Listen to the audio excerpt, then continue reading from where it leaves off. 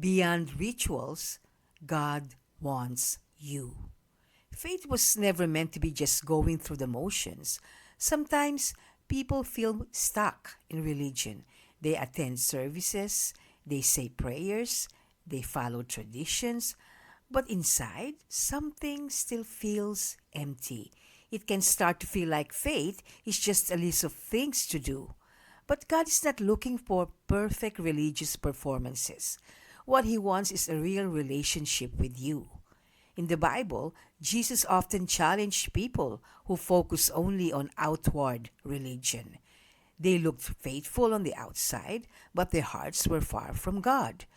God said something very similar long before that. In Isaiah 58, He warned that rituals mean nothing if they are not connected to love, justice, and compassion. And later, St. Paul wrote something beautiful about worship. Romans chapter 12 verse 1 says, "Offer your bodies as a living sacrifice, holy and pleasing to God. This is your spiritual worship." In other words, worship is not just something that happens in church. It is something we live every day. God desires closeness with you, not distance, not formality, closeness. Like a loving father welcoming his child.